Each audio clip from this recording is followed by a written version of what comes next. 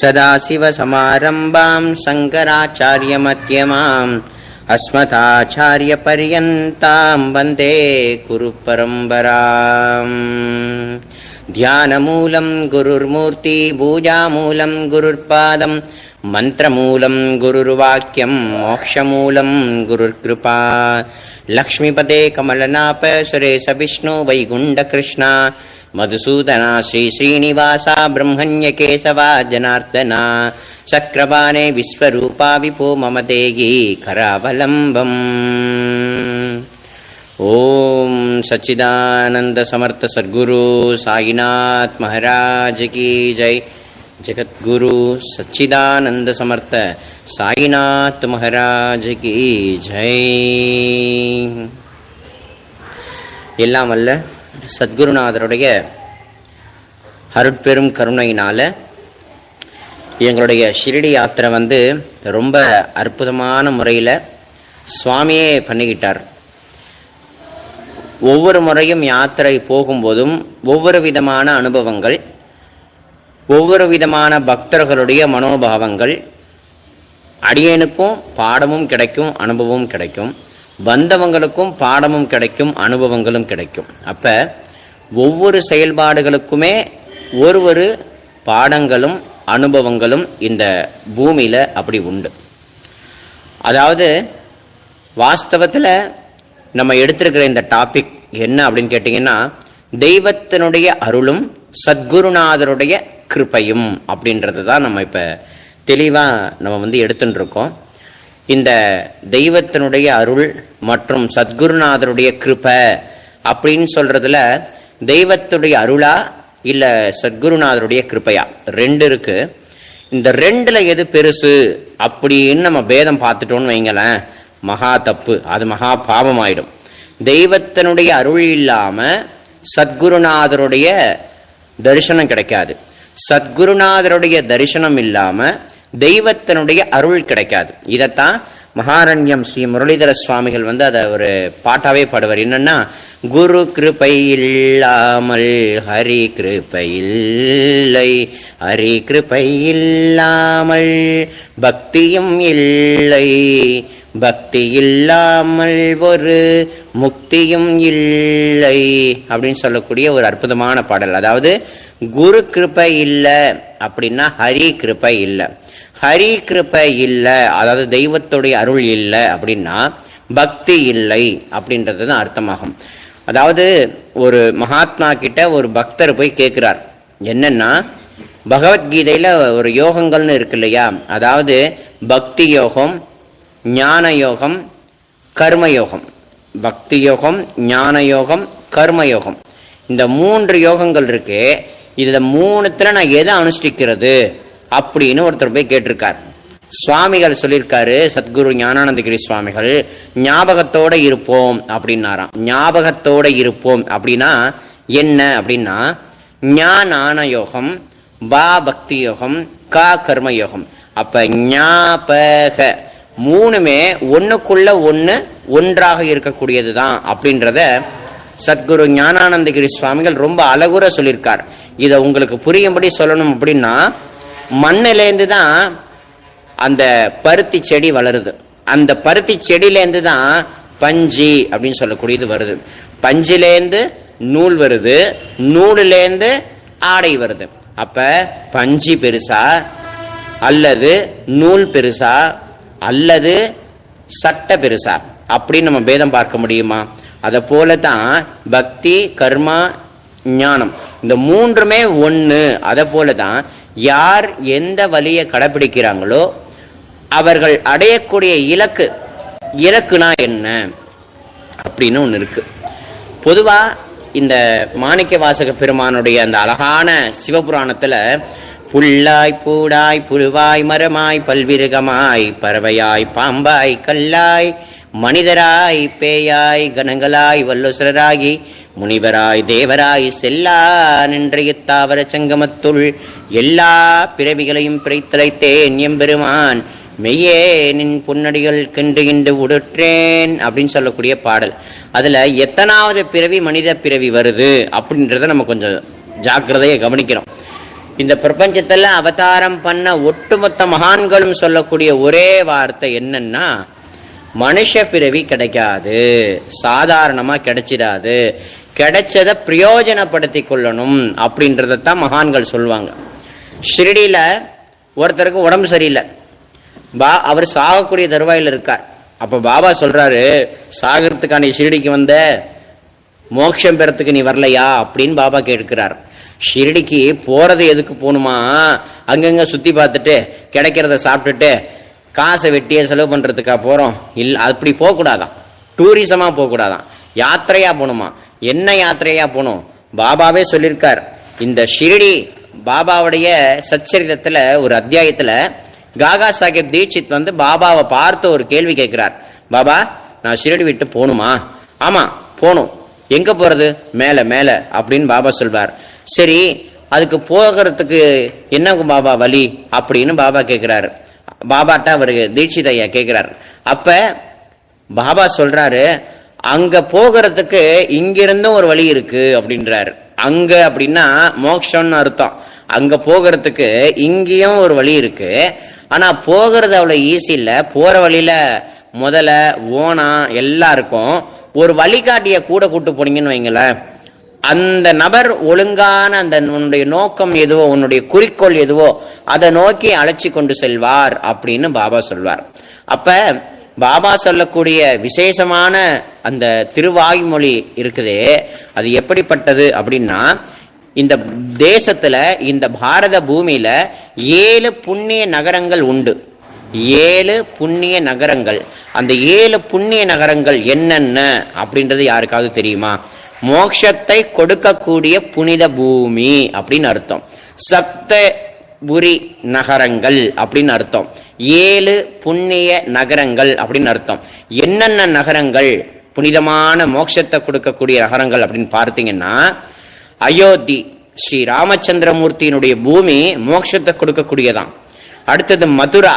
மதுராங்கிறது கண்ணன் வாழ்ந்த அற்புதமான சேத்திரம். அடுத்ததா ஹரித்வார். ஹரித்வாரில் கங்கா பிரவாகமா ஓடுது, அந்த இடம்.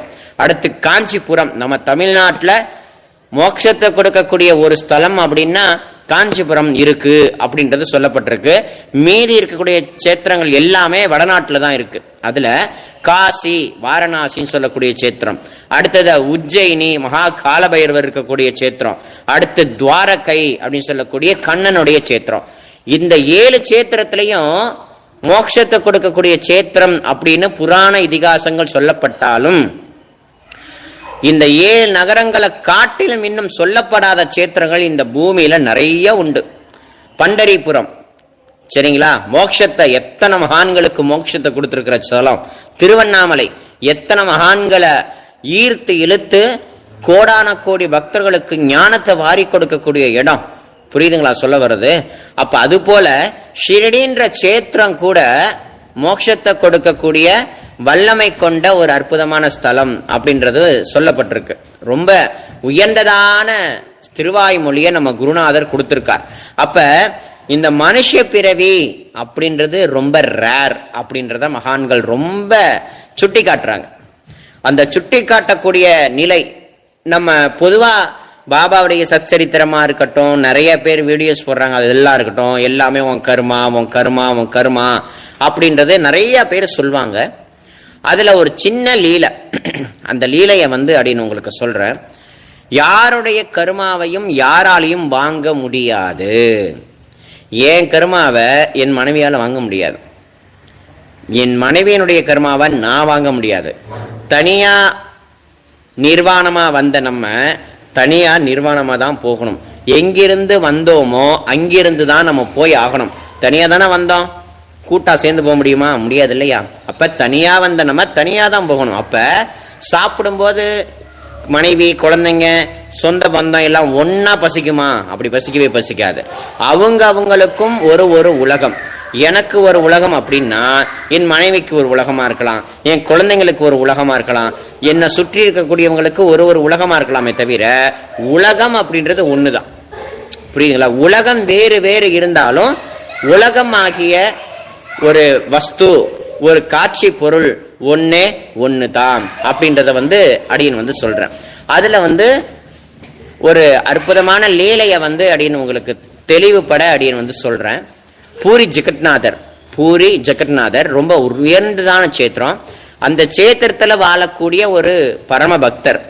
அவர் சுவாமியே கத்தியின்னு வாழக்கூடியவர். ஜெகநாதபுரீஸ்வரர் நேருக்கு நேர் தரிசனம் பண்ணக்கூடிய உயர்ந்ததான ஒரு மகாத்மா. சரிங்களா? அந்த மகாத்மாக்கு வந்தது ஒரு சோதனை. அந்த மகாத்மா மேல ஒரு தாசி ஆசைப்பட்டுட்டா. அதாவது மோகம், ஆண் மேல இந்த பெண்ணானவள் ரொம்ப ஆசைப்பட்டுட்டா. இந்த ஆளை நம்ம எப்படியாவது அடைஞ்சாகணும், நம்மளுடைய இச்சையை தீர்த்துக்கணும் அப்படின்னு முடிவு பண்ணிட்டா. அப்படி முடிவு பண்ணி தன்னுடைய ஆசைய அந்த மகான் கிட்ட போய் சொல்லும் பொழுது அந்த மகான் ஒத்துக்கல. உடனே அவ என்ன பண்ணா அப்படின்னா, அவருடைய கைய பிடிச்சுக்கிட்டு ஐயோ என் கையை பிடிச்சி இழுத்துட்டாருன்னு பயங்கரமா கத்த ஆரம்பிச்சிட்டா. அப்படி கத்த ஆரம்பிக்கும் போது ஊர் ஜனம் கூடிட்டு குற்றவாளி அப்படின்னு ஊர் ஜனங்க தேவையில்லாம முடிவு பண்ணி நேரா ராஜாவுடைய தர்பாருக்கு அழைச்சிட்டு போயிட்டாங்க. அங்க ராஜா என்ன பண்ணா, எதையும் யோசிக்காம எந்த கை அந்த பெண்ணை தொட்டுதோ அந்த கையை வெட்டுங்கடா அப்படின்னார். வெட்டி விட்டார். அந்த மகானுடைய கையே துண்டா போயிட்டு. ஆனா அவர் வருத்தப்படல. எதை பத்தி யோசிக்கிறார் அப்படின்னா, முன்வினை அப்படின்னு ஒண்ணு இருக்குமே, அதுவா இதுவோ அப்படின்ற மாதிரி. இது பட்டினத்தாருடைய லீலையிலையும் இது ஒண்ணு வரும். பட்டினத்தார் பாட்டுக்கு கம்முன்னு போய் இடத்துல உட்கார்ந்துருப்பார். எவனோ ஒரு திருட்டு பைய முத்துமணி மாலைய திருடி எடுத்துட்டு இவர் கழுத்துல போட்டு விடுவான். இவன் தான் குற்றவாளின்னு அந்த சிப்பாய்கள் நேரா அரசவைக்கு எழுத்துட்டு போயிடுவாங்க. நீ ஏன் திருடனன்னு ராஜா கேட்பார். நான் திருடவே இல்லையே, என் செயல் இங்க ஒண்ணுமே இல்லையே அப்படின்னு பட்டினத்தார் சொல்வார். அந்த மாதிரி இந்த அடியவருடைய கை வெட்டப்பட்ட உடனே நேரா அவர் பூரி ஜெகநாதரை நோக்கி போறார். எனக்கு ஏன் என்னாச்சு, அப்படி என்ன நடந்தது அப்படின்னு பெருமானை பார்த்து கேட்கிறாரு இந்த உத்தமமான அடியவர். அந்த அடியவர் கேட்கும் பொழுது சாட்சாத் பகவானே சொல்றார். என்ன சொல்றார் அப்படின்னா, நீ போன ஜென்மால ஒரு அந்தணனா நீ இருந்திருக்க. அந்தணனா இருக்கக்கூடிய உன்னை நோக்கி ஒரு பசுமாடு ஓடி போனுச்சு. நீ இருக்கிற பாதை நோக்கி ஒரு பசுமாடு பயங்கரமா வேகமான ரூபத்துல ஓடி இருக்கு. அந்த பசுமாடை திறத்துக்கிட்டு ஒருத்தன் வரான். அவன் கசாப்பு கடைக்காரன் கையில அருவாளோட வரான். அப்படி கசாப்பு கடைக்காரன் அருவாளோட வரான்ங்கிறத நீ நல்லா பார்த்த. அவன் உங்ககிட்ட கேட்டான், பசுமாடு இப்படி ஒண்ணு ஓடிச்சா அப்படின்னு கேட்டிருக்கான். ஆமா சாமி ஓடிச்சின்னு நீ பத்தியா இந்த கையால நீ அந்த பசுமாடு ஓடுன இடத்த நோக்கி நீ காட்டுன. அவன் போனா மாட்டை பிடிச்சான், வெட்டினான். அந்த மாடு சாபம் கொடுத்தது. அதே மாடுதான் இந்த பெண் வடிவில் வந்திருக்கு உன்னை பழி வாங்கிறதுக்கு அப்படின்னு சொல்லி கடைசியா எந்த கை போன ஜென்மால பசுமாடு இங்க போயிருக்குன்னு காட்டுச்சோ அந்த கை இந்த ஜென்மால காலி ஆகிறதுக்கு இதுதான் காரணம். பாருங்க, ஒரு சாதாரணமான செயல் எவ்வளோ பெரிய தண்டனை அது கொடுக்குறதுக்கு. அப்படின்னா நம்ம என்ன மாதிரி வாழ்க்கையில நம்ம நடந்துக்கணும், புரியுதுங்களா? அவ்வளோ சாமர்த்தியமா நம்ம எல்லாராலையும் சரியான பாதையை நோக்கி பயணிக்க விடாது. ஒன்று. ரெண்டாவது, நம்மளுடைய ஹிருதயத்தில் இருக்கக்கூடிய காமம், குரோதம், லோபம், மோகம், மதம், மாச்சரியம் இது எல்லாவற்றையும் சமாளிக்கக்கூடிய அளவுக்கு நமக்கு அந்த ஞானமோ புத்தியோ செயல்பாடோ ஒண்ணு கிடையாது. அப்ப இதெல்லாம் எப்படி அடக்கிறது, நம்ம எப்படிதான் மோட்சத்தை நோக்கி பயணிக்கிறது அப்படின்னா, ஃபர்ஸ்ட் இந்த மனித பிறவி ஏன் கிடைச்சது, இதனுடைய நோக்கம் என்ன அப்படின்றத நம்ம என்னைக்கு உணர்றோமோ அன்னைக்கு தான் நம்ம அந்த பாதையில பயணிப்போம். அது வரைக்கும் என் பொண்ணுக்கு கல்யாணம் ஆகல, எனக்கு கல்யாணம் ஆகல, வீடு பாதிலே நிற்கிது, எனக்கு பிடிச்சது எதுவுமே நடக்க மாட்டேங்குது, இந்த தெய்வம் இருக்கா இல்லை கண்ணு குருடா போயிட்டா, இந்த சாய்பாபாவுக்கு நான் ஓவரா விரதம்லாம் இருக்கனே, அந்த ஆள் என்னை கண்டுக்கவே மாட்டேங்கிறாரு, இந்த சாய்பாபா கும்பிட்டு என்ன வேஸ்டா போயிட்டு அப்படின்னு புலம்பிக்கிட்டே இருக்க வேண்டியதான். திரும்பி திரும்பி ஜென்மா எடுத்துக்கிட்டே இருக்க வேண்டியதுதான். அப்ப ஜென்மா எடுக்க கூடாதுங்கிறதுக்காகத்தான் இந்த மனுஷ பிறவியை தெய்வம் கொடுத்திருக்கே தவிர வேற எதுக்கு கொடுத்திருக்கு அப்படின்றத நம்ம கொஞ்சம் ஆழமா சிந்திக்கணும்.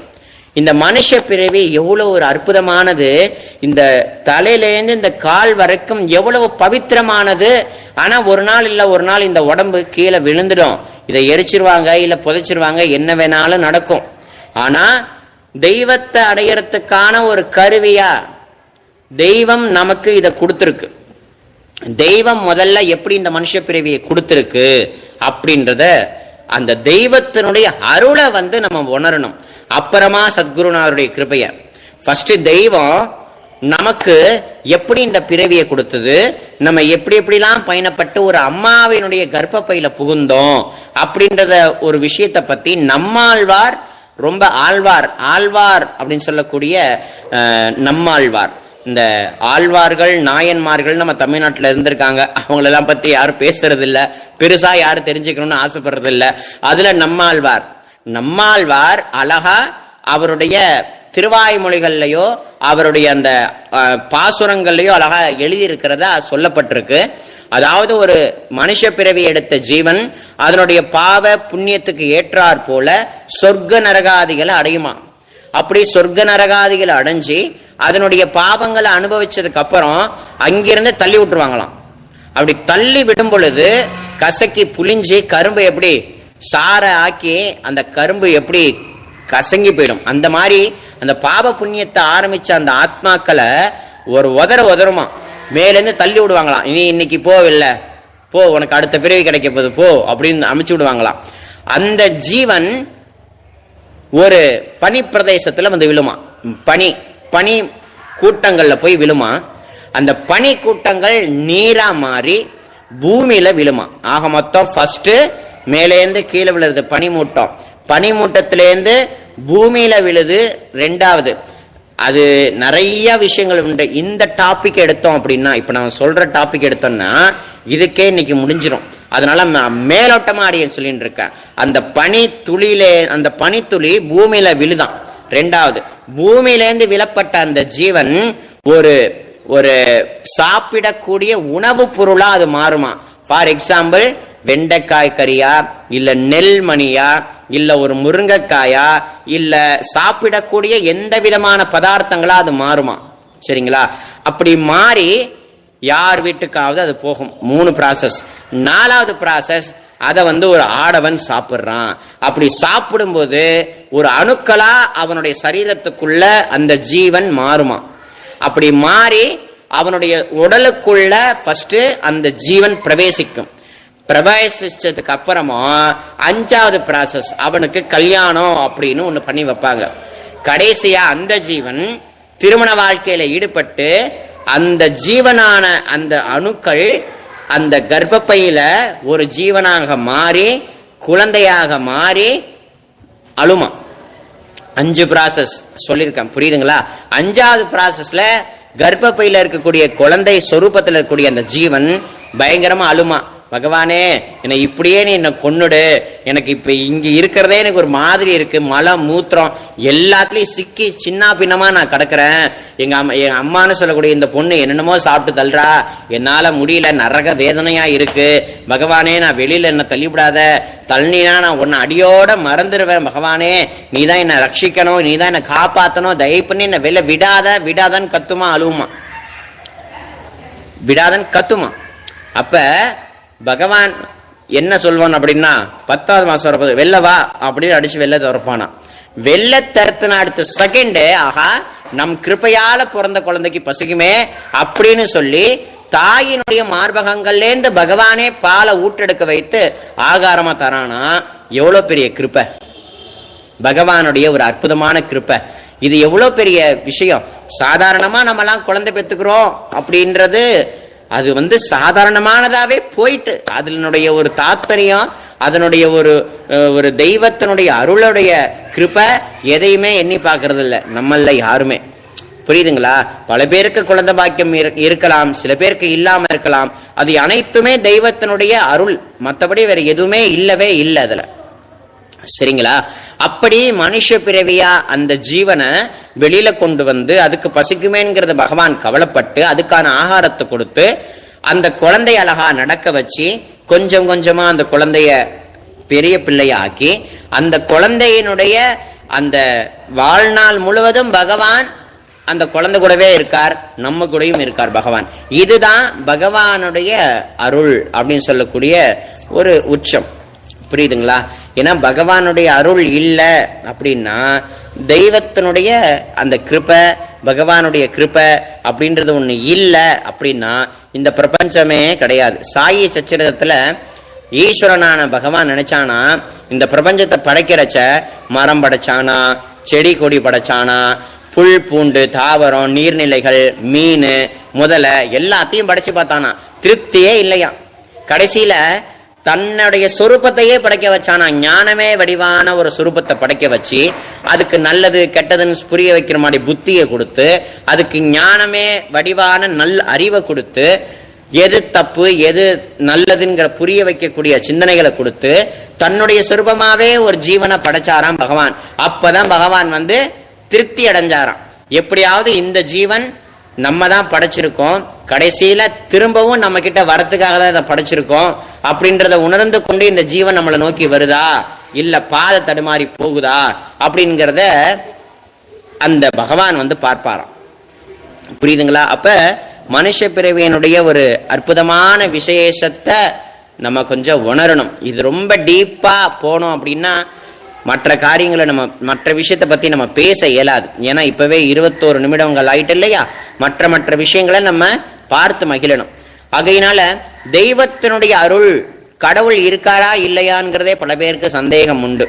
கொஞ்சம் நம்ம ஆழமா சிந்திச்சு பார்த்தோம் அப்படின்னா ரொம்ப அற்புதமான விசேஷங்களை நம்ம உணரலாம். அதாவது இந்த கண் இருக்கு, கண்ணுல ஒளியா இருக்கிறது யாரு? இந்த மூக்கு இருக்கு, நல்ல சுவாசம் மேலே ஏறி இறங்குது. எங்கிருந்து இந்த சுவாசம் வருது, எங்கிருந்து இந்த சுவாசம் மறையுதுன்றது யாராலையும் சொல்ல முடியாது. கேட்கக்கூடிய திறன், நான் பேசுறேன், நீங்க எல்லாம் காது கொடுத்து கேட்குறீங்க, இந்த திறன்களை தந்தது யாரு? அதே மாதிரி பேசும் குறைய அந்த பேச்சு, அந்த வார்த்தைகள், எங்கிருந்து இந்த வார்த்தைகள் எழுது, எங்கிருந்து அந்த வார்த்தைகள் காணாம போகுது, எங்கிருந்து வார்த்தைகள் வருது, எங்கிருந்து காணாமல் போகுது. அதே மாதிரி பிறந்ததுலேருந்து துடிக்கக்கூடிய இதயமானது துடிச்சுக்கிட்டே தான் இருக்கு. இந்த நம்மளுடைய ரத்த நாளங்கள் சராசரியா அதனுடைய வேலையை கரெக்டா பண்ணுது. வாயார கண்டதையும் சாப்பிட்றோம், உடனே எல்லாம் செரிமானம் ஆகுது. சரியான நேரத்துல மலை மூத்திரம் எல்லாம் சரியான காலகட்டத்துல விலகுது. பெண்களுக்குண்டான சமயமோ ஆண்களுக்குண்டான சமயம் காலத்துல சராசரி முறையில எல்லாமே தானாவே இயங்குது. இது எல்லாத்தையும் எது இயக்குது அப்படின்றத நம்ம கொஞ்சம் தாராளமா சிந்தனை பண்ணி பார்த்தோமானால் கடவுள் இருக்கிறத நம்ம ரொம்ப ஈஸியா உணரலாம். புரியுதுங்களா? அதே மாதிரி கடவுள் இருக்கிறத உணரலாம்ப்பா.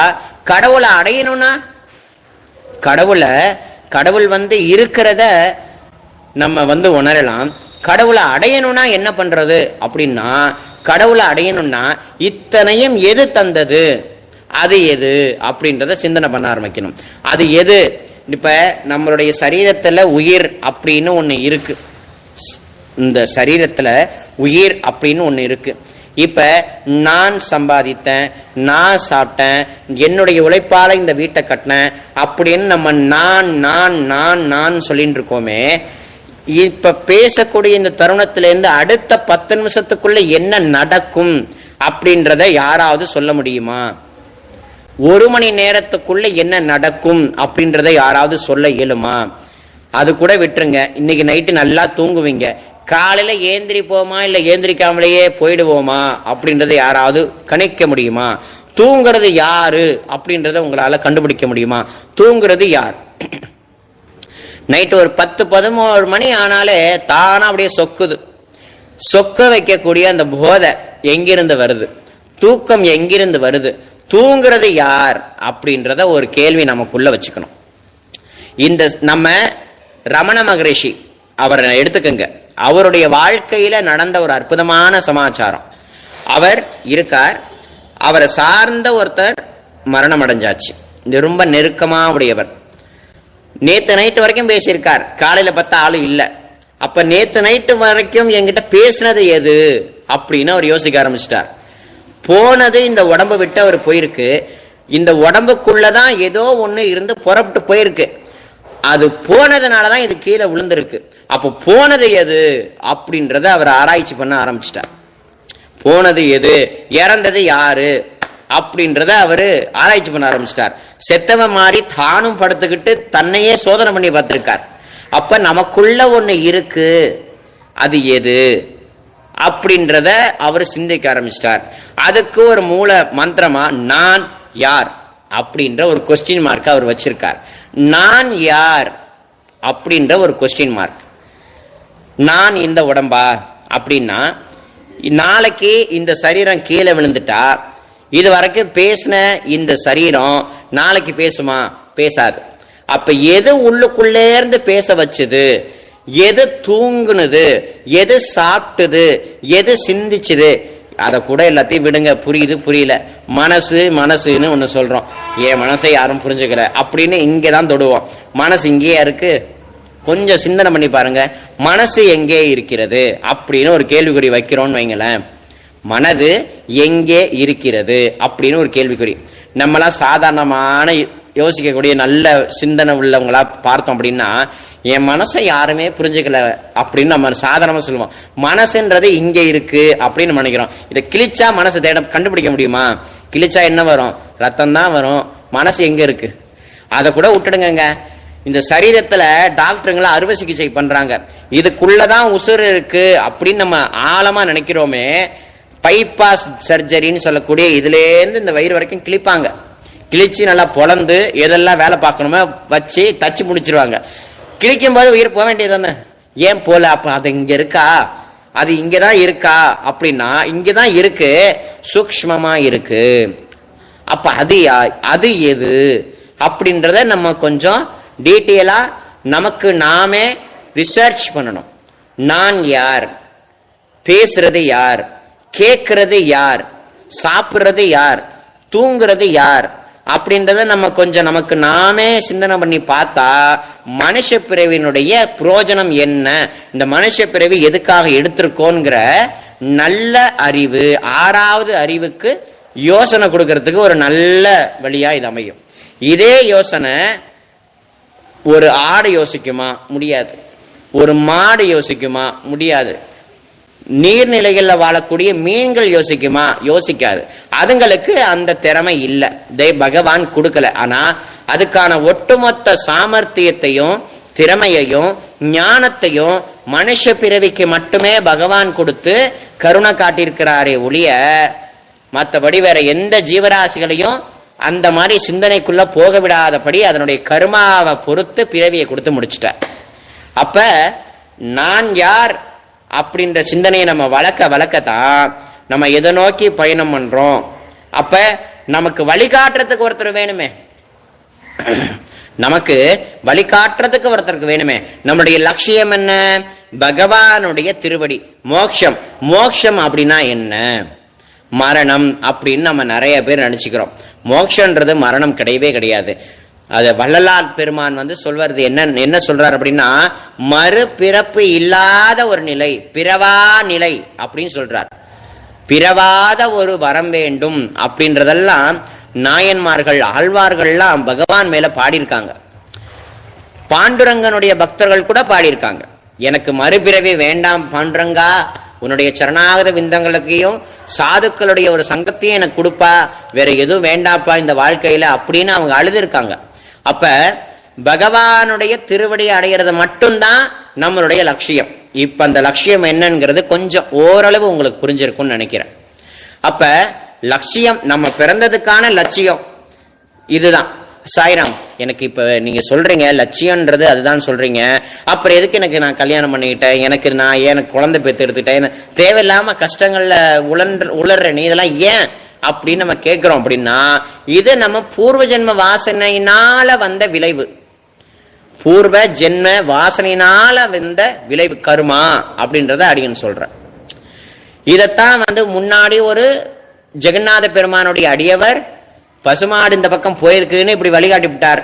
அதுவே பிறவி எடுத்துட்டு மறுபிறவியில பெண்ணா மாறி இவரை அதே சோதனையை கொடுத்து கையை வெட்டும்படி ஆக்குச்சு. சாதாரணமா இந்த கையை நீட்டினதுக்கே இந்த தண்டனை, புரியுதுங்களா? அப்ப அந்த மாதிரி தான் கர்மா அப்படின்னு சொல்லக்கூடியது. மறுமறு ஜென்மால யார் கூட யார் சேரணும், யார் கூட யார் பிரியணும், யார் கூட யார் சேர்ந்தா நல்லது, யார் கூட யார் சேர்ந்தா கெட்டது. ஒருத்தர் நம்ம வாழ்க்கையில என்ட்ரு ஆகுறாங்கன்னு வைங்களேன், அவங்களால நமக்கு நல்லதும் நடக்கலாம் கெட்டதும் நடக்கலாம்.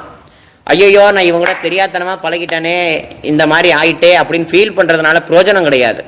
அப்ப ஒருத்தவங்களை சேர்றாங்க அப்படின்னா அவங்கள பத்தி சிந்திக்கக்கூடிய ஆற்றலும் நம்ம கிட்ட அப்போதைக்கு மறைச்சுவிடும். இந்த மாயை அப்படின்னு சொல்லக்கூடிய திரையானது அப்படியே மறைச்சிடும். ஆனா அவங்க வந்துட்டு போனதுனால நமக்கு ஒரு பெரிய பாடம் கிடைச்சிருக்கும், அனுபவம் கிடைச்சிருக்கும். அதை வச்சு நம்ம பிற்காலத்துல நம்ம சரியான பாதையில போகணுமே தவிர போனதை நினைச்சு வருதவும் கூடாது, வந்ததை நினைச்சு அளவும் கூடாது. இருக்கிறத வச்சு சரியான நிலைப்பாட்டுல நம்மளுடைய லட்சியத்தை நோக்கி போகணும்ன்றதுதான் ஒரு அற்புதமான விஷயம். குடும்பத்தில் இருக்கிற நாங்க எப்படி பகவான் அடைகிறது அப்படின்னு பல பேர் கேட்கிறாங்க. அதுக்கெல்லாம் நாயன்மார்களுடைய சரித்திரத்தை படிக்கணும், ஆழ்வார்களுடைய சரித்திரத்தை படிக்கணும். அவங்கெல்லாம் கணவன் மனைவியுடைய சேர்ந்து கொண்டுதான் பகவான் கிட்ட பக்தி பண்ணாங்களே தவிர சிம்பிளா யாரும் பக்தி பண்ணவே இல்லை. அதே மாதிரி பாண்டரங்க பக்தர்கள்ல சம்பதி சமேதர்களாக தான் பகவான் கிட்ட பக்தி பண்ணி குருவுடைய கிருபைக்கு பாத்திரமாகி பகவானுடைய திருவடி அடைஞ்சாங்களே தவிர மற்றபடி சிங்களா சன்னியாசியா மகரிஷிகளா, ஏன் மகரிஷிகள்னு எடுத்துக்கிட்டீங்கன்னா ஜதமக்னி மகரிஷி, அவங்களுடைய அற்புதமான மனைவி பார்வதி தாயாரான ரேணுகா தேவி, வசிஷ்டர் அருந்ததி, நிறைய பேர் இருக்காங்களே, அப்படி சொல்லிக்கிட்டே போலாமே. அந்த மாதிரி குடும்பத்தோடு இருந்து கொண்டு பகவானிடத்துல பக்தி பண்றதுன்றது அவ்வளவு சாமர்த்தியமா கிடைச்சிருக்காது. அதுக்கு கூட தெய்வத்துடைய அருள் வேணும் அப்படின்றத அடியன் கிளியரா சொல்றேன். இப்ப நான் அந்த டாபிக் எடுத்திருக்கதே தெய்வத்தினுடைய அருள். தெய்வத்தினுடைய அருளால தான் நமக்கு இந்த மனுஷ ஜென்மா கிடைச்சிருக்கு. அப்ப தெய்வத்துடைய அருளால கிடைச்ச இந்த பிறவிய எதை நோக்கி பயணிக்கணும் அப்படின்னா தெய்வத்தை நோக்கி தான் பயணிக்கணும். தெய்வத்தை அடையறதுக்கு தான் இந்த பிறவி, வேற எதுக்காகவும் அல்ல.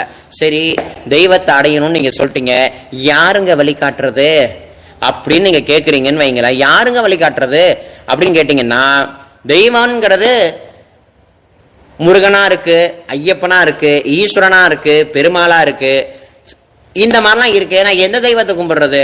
உனக்கு எந்த தெய்வம் இஷ்டமோ அந்த தெய்வமே வழியே ஒன்று ஆட்கொள்ளும். அது வரைக்கும் பொறுமையா இருக்கணும். ஏன்னா எனக்கு இந்த சாமி பிடிக்கும் அந்த சாமி பிடிக்குங்கிறதெல்லாம் காட்டிலும் ஒரு என்ன சொல்றது அப்படின்னா அந்த தெய்வமே வழிய நம்மளை ஆட்கொண்டு அந்த தெய்வமே கூடவே வச்சுக்கும். அந்த தெய்வமே கூடவே வச்சுக்கும். இப்ப ஆரம்பத்துல அடியன் பாபா பக்தர் கிடையாது. அடியன் ராகவேந்தருடைய பக்தர்னு சொல்லிப்பேன், ஐயப்ப சுவாமியோட பக்தர்னு சொல்லிப்பேன். ஆனா இன்னைக்கு அந்த தெய்வத்துக்கிட்ட பக்தி பண்ணதனுடைய விளைவுதான் எனக்கு என் சத்குரு கிடைச்சிருக்கார், என் பாபா கிடைச்சிருக்கார். அப்ப தெய்வத்துக்கிட்ட பக்தி பண்ண பண்ண பண்ண பண்ண தெய்வமே பார்த்து என்ன பண்ணும்னா குருநாதருடைய திருவடியை போய் காட்டும், ஓடி போய் பிடிச்சிக்கோ அப்படின்னு காட்டும். அதான் அப்ப தெய்வத்துடைய அருளானது என்ன பண்ணும் அப்படின்னா தன்னை வணங்கக்கூடிய பக்தி இருக்கோ இல்லையோ, நம்பிக்கை இருக்கோ இல்லையோ, இந்த ஜீவன்கள் எல்லாம் கடை தேற்றத்துக்கு பகவான் என்ன பண்றார் அப்படின்னா தானே குருவா வரார். அவனை அடைய யார் வழிகாட்ட முடியும்? அவன் அருளாலே அவன் தாள் வணங்கி அப்படின்னு சொல்லப்படுது. அவன் அருளாலே அவன் தாள் வணங்கின்னு சொல்லப்படும் போது அப்ப அந்த பகவானை அடையறதுக்கான மார்க்கத்தை பகவானை தவிர வேற யாராலையும் காட்ட முடியாது. அதனால பகவான் என்ன பண்றார்? தானே குருவா வரார், தானே குரு சொரூபத்துல வரார், தானே புராண இதிகாசத்துல சொல்லப்படக்கூடிய ரிஷிகளா தானே வந்திருக்கார், முனிவர்களா தானே வந்திருக்கார், தபஸ்வினிகளா தானே வந்திருக்கார், பக்தர்களா தானே வந்திருக்கார், சன்னியாசிகளா தானே வந்திருக்கார், சாதுக்களா தானே வந்திருக்கார். அப்ப இந்த களியில மகான்கள் சொரூபமா வந்திருக்கிறதே பகவான் தான். பகவானே தான் குருவா வரார். இதைத்தான் நம்ம ஆழமா உணரணும். அப்ப தெய்வத்துடைய அருளும் ஒரு ஜீவனுக்கு எது ரொம்ப அவசியம்? பணம் அவசியமா? பொருள் அவசியமா? வீடு அவசியமா? எது அவசியம்? வேலை அவசியமா? கை நிறைய சம்பாத்தியம் அவசியமா? எது அவசியம்? உத்தமமான அவசியம் என்ன? தெய்வத்தினுடைய அருளும் தெய்வத்தினுடைய ரூபமா இருக்கக்கூடிய சத்குருநாதருடைய கிருபையும் தானே தவிர உலகத்துல வேறு எதுவுமே இல்லை அப்படின்றத ஆதி சங்கராச்சாரியார் ரொம்ப அழுத்தம் திருத்தமா சொல்றார். அதுல ஒரே ஸ்லோகம் அடியன் எடுத்திருக்கிறார். குரு அஷ்டகம் அப்படின்னு சொல்லக்கூடிய ஒரு ரொம்ப உயர்ந்தோங்கி விளங்கக்கூடிய ஒரு அஷ்டகம். என்ன சொல்லப்பட்டிருக்கு அப்படின்னா, ஒருவருடைய உடல் சரியானதாக இருக்கலாம், உடம்பு நல்லா இருக்கலாம். அத போல கட்டிய மனைவி பிரகாசமாக புகழுடன் மேருமலை போல உயர்ந்த பணகாசு இருக்கலாம். ஆனால் அந்த மனிதருடைய மனமானது குருவினுடைய தாமரையினுடைய திருவடியில் மனது பற்றவில்லை என்றால் என்ன பயன்? என்ன பயன்? என்ன பயன் கேட்கிறார். சொல்றது புரியுதுங்களா? உடம்பு நல்லா இருந்தா பரவாயில்ல, கை நிறைய சம்பாத்தியம், சுத்தி பங்களா வீடு, வசதினா அவ்வளோ பெரிய வசதி. ஆனா அப்பேற்பட்ட மனிதனுடைய மனம் குருவினுடைய திருவடியில நிலை கொள்ளாவிட்டில் என்ன பயன்? என்ன பயன்? என்ன பயன் அவர் கேட்கிறார். சொல்றது புரியுதுங்களா? அப்ப என்ன பயன்? குருவினுடைய திருவடியில இந்த மனசு லயமாகலன்னா, குருவினுடைய திருவடியை இந்த மனசு தியானிக்கலனா என்ன பயன்? என்ன பயன்? என்ன பயன்? ஆதி சங்கராச்சாரியார் ரொம்ப அற்புதமான முறையில் அவர் கேட்கிறார். சரி, விஷயத்துக்கு வருவோம். இப்ப பகவானை அடையிறது தான் மார்க்கம். பகவானுடைய திருவடி அடையறதுக்கான வழிகாட்டி யாருன்னா சச்சிதானந்த சத்குரு. சத்குருநாதர் தான் வழி. ஆச்சாரிய புருஷர்கள், மா முனிவர்கள், ரிஷிகள், தபோதவனர்கள், சத்குருமார்கள், இவங்க எல்லாருமே ஒண்ணுதான். பேர் தான் வேற வேற. ஆச்சாரிய புருஷர்களும் ஒண்ணுதான், சத்குருமார்களும் ஒண்ணுதான், ஞானிகளும் ஒண்ணுதான், யோகிகளும் ஒண்ணுதான். புரியுதுங்களா சொல்றது? சாதுக்களும் ஒண்ணுதான். டிஃப்ரெண்டா இருக்குமே தவிர நிலைப்பாடு ஒண்ணுதான். அவர்கள் பகவானுடைய திருவடி சொரூபங்களே. தன் சரீரத்தின் மேல அபிமானமே இல்லாதவர்கள். சரீரத்தின் நம்மலாம் இந்த உடம்பு மேல ரொம்ப அபிமானம் கொண்டு இருக்கோம். இந்த உடம்பு மேல ரொம்ப அபிமானம் கொண்டு இருக்கோம். நான் தான் இந்த உடம்பு அப்படி நம்ம நினைக்கிறோம். ஆனா வாஸ்தவத்துல நான் இந்த உடல் இல்லை அப்படின்றத உணர்த்தக்கூடிய ஒரு வழிகாட்டி தான் சத்குரு. சொல்றது அர்த்தமாகுதுங்களா? அதனால சத்குருநாதருடைய ஒரு கிருபை இல்லை அப்படின்னா பகவானுடைய திருவடியை அடைய முடியாது அப்படின்றதுதான் இந்த சத் சங்கத்தினுடைய ரொம்ப தாத்பரியமே. குருநாதருடைய அந்த கடாட்சம் இல்ல ஒரு ஜீவனுக்கு இல்லை அப்படின்னா தெய்வத்தினுடைய அருள் கிடைக்கவே கிடைக்காது. மனசுக்கு சாந்தி பிறக்கவே பிறக்காது. பகவானுக்கும் குருமார்களுக்கும் என்ன வித்தியாசம் அப்படின்றத முதல்ல உணரணும். தெய்வத்துக்கும் இந்த சத்குருமார்களுக்கும் என்னப்பா வித்தியாசம்? ரெண்டு வித்தியாசம் இருக்கு, ரொம்ப அற்புதமான வித்தியாசம். பகவானுடைய லீலா வினோதங்களை, தெய்வத்துடைய லீலா வினோதங்களை எடுத்துக்கிட்டீங்கன்னா, பகவான் நல்லவருக்கும் அருள் செய்வார், கெட்டவங்களுக்கும் அருள் செய்வார். ராவணனுக்கும் வரம் கொடுப்பாரு. என்ன? ராவணன் ஹிரண்யகசிபு இது மாதிரி அரக்க கூட்டத்துக்கும் சுவாமி வரம் கொடுக்கும். தேவர்களுக்கும் தெய்வம் வரம் கொடுக்கும். இவனுக்கும் வரம் கொடுக்கும், அவனுக்கும் வரம் கொடுக்கும். புரியுதுங்களா? பாரபட்சம் இல்லாம யாரு தபசு இருக்கானோ அவனுக்கு நான் வரம் கொடுப்பேன். அதுதான் தெய்வத்துடைய ஒரே நிலை. ஆனா வரத்தை கொடுத்துட்டு தேவர்களை அசுரர்களை விரட்டி அடிக்கும் போது யாருக்கு வரம் கொடுத்தோமோ அவனை கொல்றதும் அதே பகவான் தான். ராவணனுக்கு வரம் கொடுத்தார், தெய்வம் வரம் கொடுத்துச்சு. ராமனாக ராவணனை தீர்த்து கட்டினார் பகவான். தீர்த்து கட்டினார் பகவான். அந்த மாதிரி நிறைய விஷயங்கள் உண்டு. தெய்வம் இப்படியும் இருக்கும் அப்படியும் இருக்கும். அத நம்ம வேலக்குடி கிருஷ்ணன் சுவாமிகள் ரொம்ப அற்புதமா சொல்வார். எப்படி என்ன சொல்வார் அப்படின்னா, பகவான் சூரியனுடைய சுரூபமா, மகான்கள் சந்திரனே சுரூபமா, சந்திரனுடைய வடிவமா. சூரியன் எந்த நேரத்துல எப்படி இருக்கும் தெரியாதான். ஒரு நேரத்துல அமைதியா இருக்குமா, ஒரு நேரத்துல பயங்கரமா சுடுமா, அது இப்படி இருக்கும் அப்படி இருக்குமா. ஆனா சந்திரன் எப்படி இருக்கும்? குளுமையாவே தான் இருக்கும், என்னைக்கும் அது மாறவே மாறாது. குருமார்களுடைய மனதினுடைய தன்மை சந்திரன் வடிவானவர்களாம். பகவான் சுட்டெரிக்கக்கூடியவனாம். அவன் அப்படியும் பண்ணுவானா இப்படியும் பண்ணுவானா. சொல்றது புரியுதுங்களா? வரத்தை கொடுப்பான், வரத்தை கொடுத்துட்டு அழிக்கிறதும் அவனாதான் இருப்பான். ஆனா இங்க குருமார்களுக்கு வரத்தை கொடுக்கதான் தெரியுமே தவிர அவன் அழிக்கவே தெரியாதான். புரியுதுங்களா? தெய்வத்தினுடைய நிலை அப்படி இருக்கும் இப்படி இருக்கும். ஆனா குருமார்களுடைய நிலை ஒரே நிலை. யாருடைய திருஷ்டியில குருமார்களுடைய அந்த கண் பார்வையில எவ்வளவு பெரிய அரக்கன் வந்தாலும் அவனை மனுஷனாக்கி அவனுக்கு மோட்சத்தை கொடுக்கிற வரைக்கும் விடவே மாட்டாராம் குருநாதர். குருநாதர் விடவே மாட்டாராம். அதுதான் சாதுக்களுடைய அற்புதமான கல்யாண குணம், மகான்களுடைய கல்யாண குணம், சத்குருமார்களுடைய கிருபை அப்படின்றத எல்லாருமே ரொம்ப தாராளமா உணரணும். இப்ப பாபாவே சாயி சச்சரித்திரத்துல தனக்கான ஒரு லீலையை சொல்றார். என்ன அப்படின்னா, தெய்வத்துடைய அருளால நிறைய அந்த 4 பேர் சேர்ந்த குழு தெய்வத்தை அடையணும், பகவானை தரிசிக்கணும். இதுதான் அவங்க நினைச்சுக்கிட்டு பயணம் பண்றாங்க. இடையில பசி வந்துடுது, 4 பேருக்குமே பசி வந்துடுது.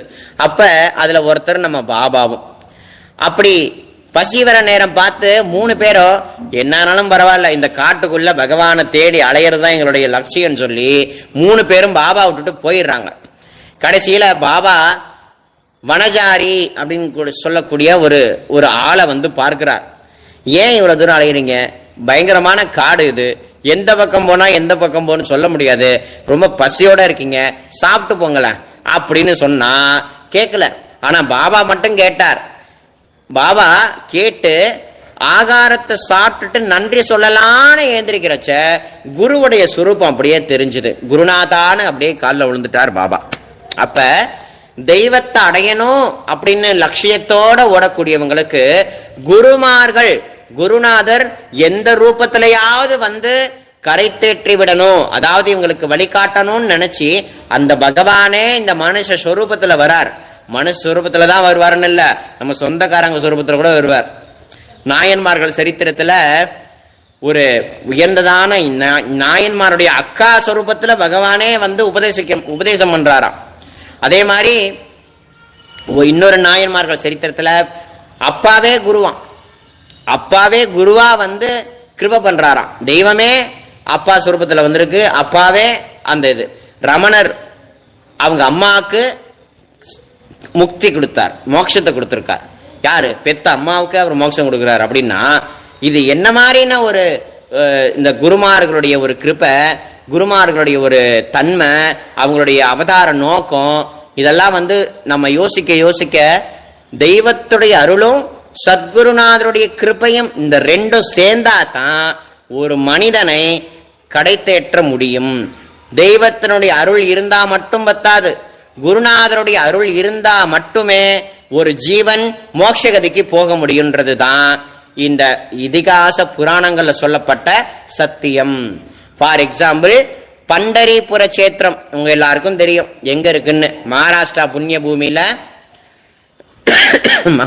புண்ணிய பூமியில ரொம்ப அற்புதமான ஒரு சேத்திரம். சரிங்களா? அந்த சேத்திரம் இன்னைக்கு நமக்கு எப்படி தெரியுமா கிடைச்சிருக்கு? கிடைக்கிறதுக்கு யார் காரணமா இருந்தார் அப்படின்னு யாருக்காவது தெரியுமா? புண்டரீகன் அப்படின்னு சொல்லக்கூடிய ஒரு மகா பக்தர் தான். அந்த பக்தன் அதுக்கு முன்னாடி எப்படி இருந்தான் தெரியுமா? பெற்றெடுத்த அம்மா அப்பாவை கஷ்டப்படுத்தினான், பெற்றெடுத்த அம்மா அப்பாவுக்கு ரொம்ப இடைஞ்சல்கள் கொடுத்தான், பாய்க்கு வந்தபடிலாம் திட்டினான், ஏன் அடிக்க கூட செஞ்சிருக்கான். அப்படிப்பட்ட அரக்கனுக்கு, அப்படிப்பட்ட அம்மா அப்பாவை துன்புறுத்தக்கூடியவனுக்கு பகவானுடைய அருள் கிடைச்சிது. அந்த அருள் பார்வை பட்டதுனால தன்னுடைய மனைவிமாரோட அழகா பயணிக்கும் போது, காசியை நோக்கி பயணிக்கும் போது குக்கடமுனீஸ்வரருடைய தரிசனம் கிடைச்சிது. சத்குருவுடைய கிருபை கிடைச்சதுனால அம்மா அப்பாவே தெய்வம்ங்கிறத உணர்ந்து அம்மா அப்பாக்கு சேவை பண்ணி, எந்த பகவான் கண்ணன் துவாரகையில இருக்கான் பகவான், அந்த கண்ணனையே தன்னுடைய தபசுனால, அம்மா அப்பா தான் தெய்வம்னு சொல்லக்கூடிய தபசுனால பிடிச்சி பண்டரிபுரத்துக்கு இழுத்துட்டான். பகவானே ஓடி இடுப்புல கையை இப்படி வச்சுக்கிட்டு அவன் சேவை பண்ற அழகை பார்த்து ரசிச்சானான். யார் அது இவ்வளோ அழகான தோற்றத்தோட வெளில நிக்கிறான்னு இந்த புண்டரீகன் அம்மா அப்பாவுக்கு சேவை பண்ணிட்டு இருக்கும்போது கால் அமுக்கி விட்டுட்டே பார்த்தான். ஆஹா, பகவான் வந்திருக்கானே, இந்த நேரம் பார்த்து எழுந்திருக்க முடியலையே அப்படின்னு சொல்லி யோசிக்கும் போது பக்கத்துல 2 செங்கல் இருந்திருக்கு. அந்த 2 செங்கல்ல வீட்டுக்கு வெளியில தூக்கி போட்டு, பகவானே, நான் எனக்கு வேற வழி இல்லை, அம்மா அப்பா இன்னும் தூங்கல, அவங்க 2 பேருக்கும் பாவம் கண்ணு தெரியாது, அவளுக்கு நான் சேவை பண்றேன், தயவு பண்ணி கோச்சுக்காத, 2 செங்கல் மேலே ஏறி நின்னுக்கோ அப்படின்னு சொன்ன உடனே பகவான் ஏறி இந்த செங்கல்ல நின்று ரொம்ப நேரம் நின்னானா. பகவான் அசந்து போயிட்டானா. அசந்து போனதுக்கு அப்புறம் இடுப்புல கை வச்சு நின்னானா. சொல்றது புரியுதுங்களா? நம்மளாம் இப்ப கொஞ்சம் நேரம் களைப்பா இருந்தா எப்படி இடுப்புல கை வச்சு நிற்போம், அந்த மாதிரி பகவானே இடுப்புல கை வச்சு நின்னானா. அப்ப அம்மா அப்பா தெய்வங்கிறத யாருடைய கிருப்பையால் அவன் உணர்ந்தான் அப்படின்னா சத்குருவுடைய கிருப்பையால் அவன் உணர்ந்திருக்கான். அந்த சத்குருவுடைய கிருப்பை எப்படி கிடைச்சதுன்னா தெய்வத்துடைய அருளால கிடைச்சது. இது வந்து ஒரு அழகான ஃபார்முலா. என்ன ஃபார்முலாப்பா அப்படின்னா, தெய்வத்துடைய அருள் நம்ம எல்லாரையும் குருநாதர்கிட்ட சேர்க்கும், குருநாதருடைய அருள் திரும்பவும் தெய்வத்திட்ட சேர்க்கும். அவ்வளவுதான் விஷயம், அவ்வளவுதான் விஷயம். உங்க எல்லாருக்கும் இன்னும் ரொம்ப புரியும்படி சொன்னா, கயிறு கட்டியது மேல் நடக்கிற வித்தை யாராவது பார்த்துருக்கீங்களா? நிறைய பேர் பார்த்துருக்கலாம், நிறைய பேர் பார்த்துருக்கலாம். இதெல்லாம் முன்னாடி நடந்தது. அப்படின்னு இப்ப ரீசெண்டா ஷிரடி போறச்ச வீரபத்ரர் டெம்பிள் எதுக்க ஒரு சின்ன பொண்ணு அந்த கயிற்று மேல அழகா டான்ஸ் ஆடிக்கிட்டே வரா. கீழே விழுந்தானா என்ன வருது? ஆனா அதை பத்தி யோசிக்கும் போது எனக்கு ஒரு சிந்தனை வந்துச்சு. என்னன்னா, இந்த கயிறு இந்த பக்கம் கட்டப்பட்டிருக்கு, ஒரு பக்கம் மறுபக்கம் நடுவுல கயிறு, ஒரு பக்கம் பகவானுடைய திருவடி, சரிங்களா? இந்த பக்கம் நம்ம நிக்கிறோம், சரிங்களா? இப்ப அந்த கயிறு வழியாதான் நேர பகவான் அடைய முடியும். அந்த கயிறு யாருன்னா குருநாதர். நமக்கும் பகவானுக்கும் இடையில அந்த குருநாதர் பாலமா இருக்காராம். அப்படி பாலமா இருக்கக்கூடிய நிலையில குருநாதர் இருக்கார். குருநாதர் சூக்ஷ்மமா இருக்கார். பாபாவுடைய அருளை நம்ம 2 கண்ணால பார்க்க முடியுமா? சூக்ஷ்மமானது இல்லையா? ஆனா அவர் அருள் செஞ்சிட்டாருன்றத உணர்றோம் பாத்தீங்களா, அதுதான் சூக்ஷ்மம். சரி, புரியுதுங்களா?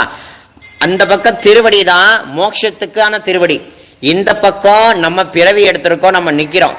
இங்கிருந்து குருவுடைய கிருபையால பகவான் அந்த குருவை அமைச்சிருக்கார். அந்த குரு கயிறு சொரூபத்துல இருக்கார். அந்த கயிறு மேல நம்ம நடக்கிறோம். குரு கயிறா இருக்கார், நம்மளுக்குள்ள ஆத்மாவா இருக்கார், ஆத்மஸ்வரூபமா இருக்கார். அவருடைய கிருப்பையால இந்த ஜீவனை எப்படியாவது பகவானுடைய திருவடியில சேர்க்கணும்னு முயற்சி பண்ணி அந்த ஜீவனை அந்த முனையிலேருந்து இந்த முனைக்கு நகர்த்தி கொண்டே வந்து பகவானுடைய திருவடியை அடைய வைக்கிறார். ஆனா எல்லாராலையும் அடைய முடியுமானா முடியாது. எல்லாராலையும் அந்த அந்த குரு கிருப்பைக்கு பாத்திரமாகி அந்த பகவானுடைய திருவடி அடைய முடியுமானால் முடியாது. ஏன் முடியாது அப்படின்றதுக்கான ஒரு லீலையும் பாபாவுடைய சாயி சச்சரத்துல ரொம்ப அற்புதமான முறையில சொல்லப்பட்டிருக்கு. அப்ப ஒரு மனுஷன் அமைதியான சாந்தியா ஒரு ஜீவன் முக்தனாகணும், மோட்சகதை அடையணும் அப்படின்னா தெய்வத்துடைய அருளும் வேண்டியிருக்கு, சத்குருநாதருடைய கிருப்பையும் வேண்டியிருக்கு. 2ம் இல்லை அப்படின்னா அது ஜீவனாவே இருக்காது. பிறவி எடுத்து எடுத்து எடுத்து எடுத்து ஆனா கடைசி வரைக்கும் தெய்வமும் விடாது. ஏன்னா தெய்வம் தானே படைச்சிருக்கு, அது எப்படி விடும்? விடவே விடாது. இந்த ஜென்மாலன்னா அடுத்த ஜென்மா பிடிக்கும், அடுத்த ஜென்மாலனா நீ திருப்பி எப்ப மனுஷ பிறவி அடைக்கிறிய அப்ப நல்ல அறிவை புகுத்தும். ஏன்னா ஒரு தோட்டத்துல வாழை தாறு இருக்கு அப்படின்னா உடனே பழுத்துருமா? பழுக்காதில்ல, அதுக்கு ஒரு ப்ராசஸ் இருக்கு இல்லையா? அந்த மாதிரி அந்த பழத்தை எப்ப பழுக்க வச்சு பகவான் அதை நைவேத்தியமா சாப்பிடணும்னு அவன் நினைக்கிறானோ அது வரைக்கும் நம்ம பாவம் தாபம் எல்லாத்தையும் அனுபவிச்சுக்கிட்டே இருக்கணும். சொல்றது புரியுதுங்க? அனுபவிச்சாதான் பழுக்க வைக்கணும் பகவான். நம்ம எல்லாரையும் பழுக்க வச்சுக்கிட்டு இருக்காரு. ஆனா இது புரியல, இந்த அறிவுக்கு புலப்படலை. பகவான் ஏன் எனக்கு இப்படி கஷ்டத்தை கொடுக்குறான், பகவான் ஏன் எனக்கு இப்படி பண்றான், நான் அவருக்கு விரதம் இருக்கலையா, விளக்கா ஏத்தலையா, நான் உண்மையா கும்பிடலையா, பாபா என்கிட்ட ஏன் பேச மாட்டேங்கிறார், தேவையில்லாத வம்பு இதெல்லாம். தெய்வத்துடைய அருளால பாபான்னு சொல்லக்கூடிய குரு நமக்கு கிடைச்சிருக்கார். வேற என்னையா வேணும்? வேற என்ன வேணும்? அந்த இப்ப நான் சொல்ல வந்தேன்ல, சாயி சச்சத்தில் ஒரு லீலை இருக்கு, நான் அந்த லீலையை சொல்றேன். ஆடுகளின் கதை அப்படின்னு சொல்லக்கூடிய அத்தியாயம் எல்லாரும் படிச்சிருப்பீங்க. பாபா பார்த்தார் இல்லையா, பெரிய ஆட்டு மண்டியில 2 ஆடை மட்டும், அதுக்கு மட்டும் காசு நிறைய கொடுத்து பருப்பு வாங்கி கொடுத்தார். அத மாதவரா தேஷ்முக் பாண்டே, தாத்தியா பட்டேல்லாம் கோச்சிக்கிட்டாங்க. என்ன பாபா இதுக்கு போய் 2 அணா நீ போய் 4 அணா செலவு பண்ணி காசு அதிகமா வச்சுதான் என்கிட்ட கொடுத்துறேன் அப்படின்னு கூட கேட்டாங்க இல்லையா. அப்ப போன பிறவியில இந்த 2 பேருமே, இந்த 2 ஆடா பிறந்த இவங்க மனுஷனா இருந்தாங்க, என் கூட தான் இருந்தாங்க, என்னுடைய தரிசனத்தை பெற்றாங்க, என் கூடவே இருந்தாங்க அப்படின்றத பாபா சொல்லியிருக்கார். கரெக்டு தானே? அப்படி பாபா கூடவே என்னதான் இருந்தாலும் பாபா கிருப்பையால மோட்சத்துக்கு போக வேண்டியதானே, ஏன் போல அப்படின்னா பாபா கூடவே தான் இருந்திருக்காங்க,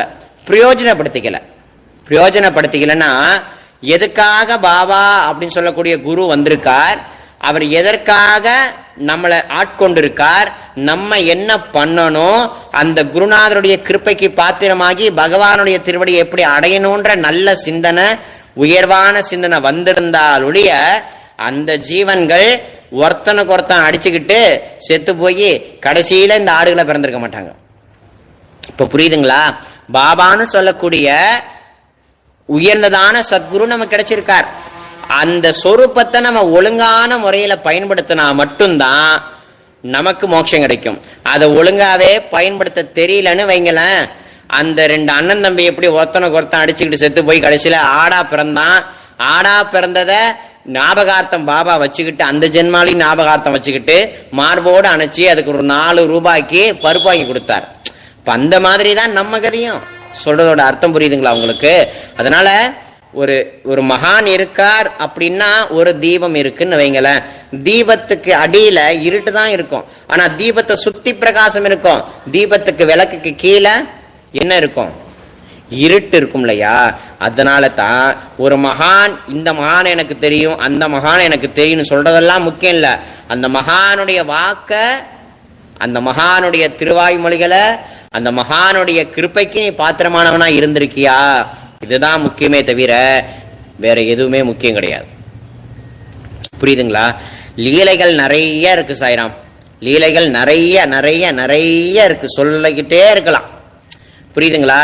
ஒரு மனுஷனுடைய வாழ்க்கையில தெய்வத்துடைய அருள் எந்த அளவுக்கு முக்கியமோ, குருநாதருடைய அளவு அந்த கிருப்பை அதை விட தாண்டி வேணும்.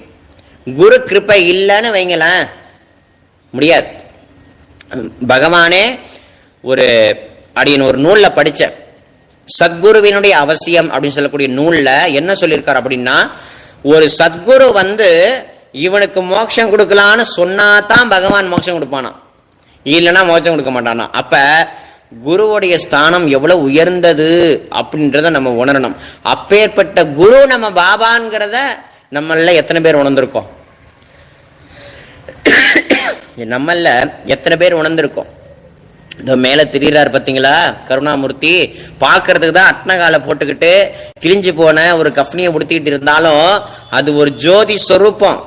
வள்ளலார் எப்படி ஜோதி சொரூபமா தான் ஒரு ஜோதி சொரூபம் அருட்பெருஞ்சோதியே ஆண்டவன் அவர் நிரூபிச்சாரோ, நம்ம சாய்நாதர் மட்டும் என்ன அருட்பெருஞ்சோதியான ஆண்டவரே.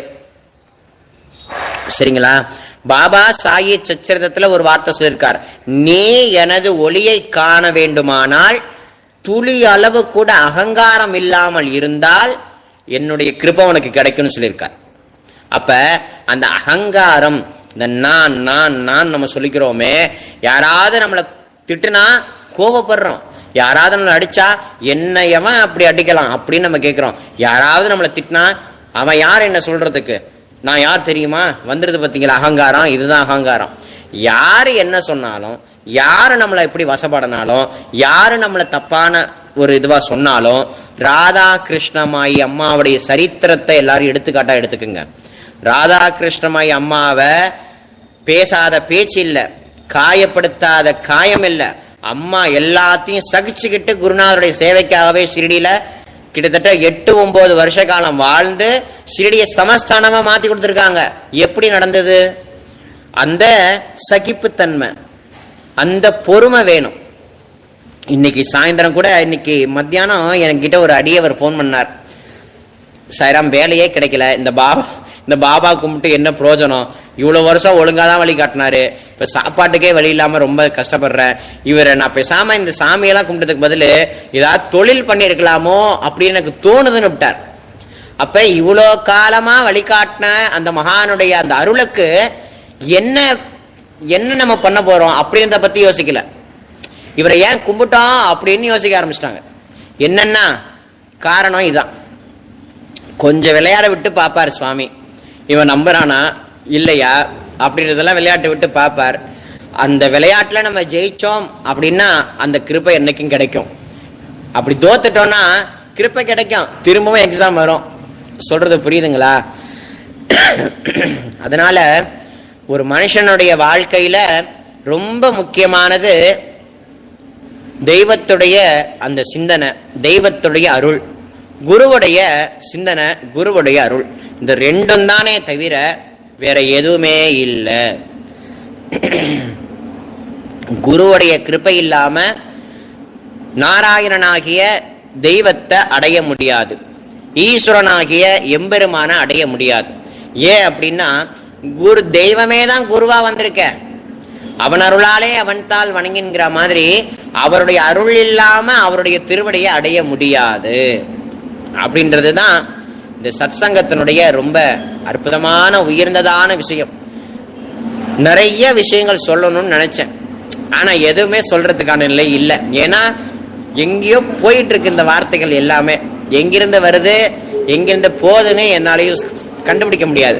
நான் சில விஷயங்கள்லாம் நோட் பண்ணி எடுத்துட்டு வருவேன், ஆனா அந்த விஷயத்த சொல்லவே முடியாது. எதெல்லாம் உள்ளுக்குள்ள இருக்கோ அதெல்லாம் வெளில வரும், எதை நோட் பண்ணியிருக்கணும் அது வரவே வராது. அதுதான் நான் ஒவ்வொரு முறையும் சத் சங்கம் பண்ணும் பொழுதும் நான் படக்கூடிய ரொம்ப ஆச்சரியமான விஷயம் அதுதான்.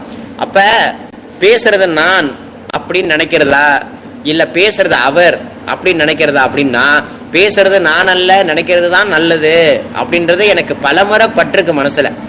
ஏன்னா இப்ப இந்த பேசி முடிச்சதுக்கு அப்புறமா இந்த கான்டாக்ட்ல இருக்கிற சில பேர்லாம் போன் பண்ணுவாங்க, சாய் இன்னைக்கு சத்சங்கம் ஓஹோ ஆகான்னு இருந்துச்சுன்பாங்க, நல்லா பேசுனீங்க நல்லா பேசுனீங்க.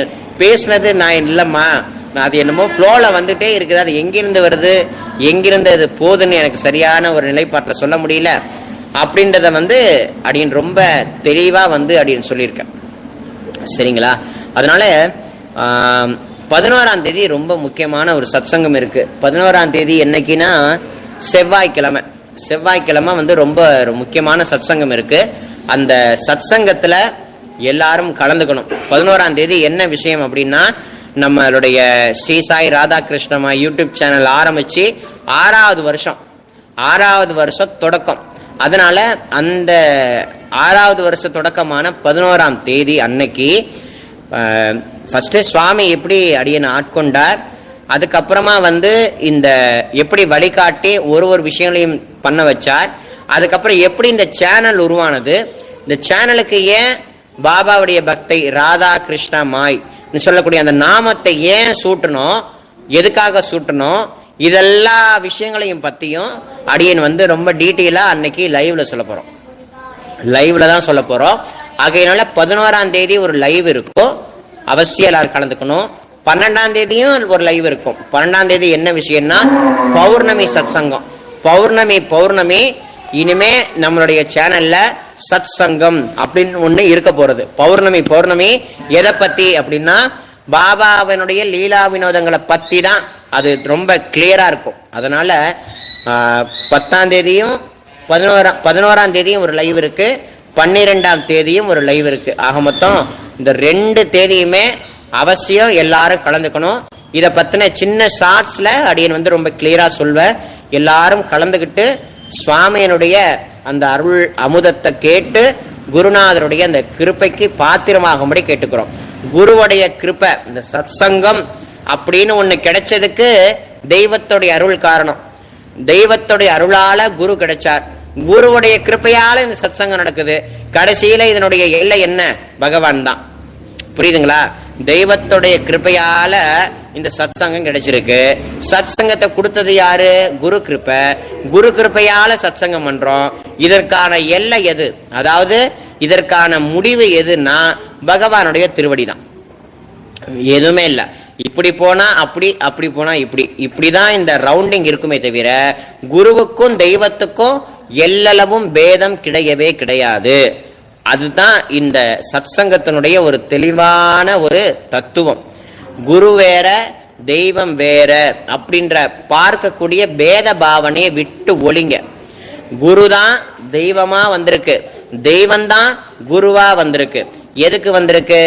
நம்மளை ஆட்கொண்டு நம்மளுடைய ஹிருதயத்தில் இருக்கக்கூடிய காம குரோத லோப மோக மதம் ஆச்சரியத்தை நாசமாக்கி அந்த தெளிவு கொடுத்து, ஆத்மீக விஷயத்துல தெளிவு கொடுத்து, சத்சங்கத்துல நாட்டத்தை கொடுத்து, பகவானுடைய திருவடியை அடைய வரைக்கும் இந்த குரு கிருபை, சத்குருநாதருடைய கிருபை விடவே விடாது. நம்மளை என்னைக்கும் பின்தொடர்ந்து கொண்டே இருக்கும் அப்படின்றத இந்த நேரத்தில் அடியன் ரொம்ப தெளிவா சொல்லிக்கிறேன். அடுத்த லைவ் 11ஆம் தேதி இதே சாயந்தரம் 3 மணிலேருந்து 4 மணி வரைக்கும் நடக்கும். 11ஆம் தேதி சேனலுடைய 6வது வருஷ தொடக்கம். 12ஆம் தேதி பௌர்ணமி. பௌர்ணமிக்கு ஒரு சத்சங்கம். அந்த பௌர்ணமி சத்சங்கத்துக்கான லைவ் ஒரு முன்னுரை மாதிரி தான் இருக்குமே தவிர ரொம்ப டீப்பா இருக்காது. ஒரு 1/4 மணி நேரத்தில் அது முடிஞ்சிடும். சரிங்களா? பௌர்ணமி சத்சங்கம் சத்சங்கம் வரக்கூடிய 12ஆம் தேதி புதன்கிழமை நடக்கும். அது ஒரு 1/4 மணி நேரம் நடக்கும். அதுக்கப்புறம் மாசம் வரக்கூடிய பௌர்ணமி சத்சங்கம்லாம் இந்த மாதிரி 1 மணி நேரம் குருநாதருடைய கிருபை, அதை பத்தின விஷயங்களாவே நம்ம பேசிக்கிட்டே போவோம். அவசியம் எல்லா பக்தர்களும் அதுல கலந்துக்கணும் அப்படின்றத வேண்டிக்கிறேன். குருநாதருடைய கிருபை, குருவருளும் திருவருளும் எல்லா பக்தர்களுக்கும் நிறைஞ்சி இருக்கட்டும்ங்கிறத சொல்லி பிரார்த்தனை பண்ணிக்கிறேன். ஓம் சாய்ராம்.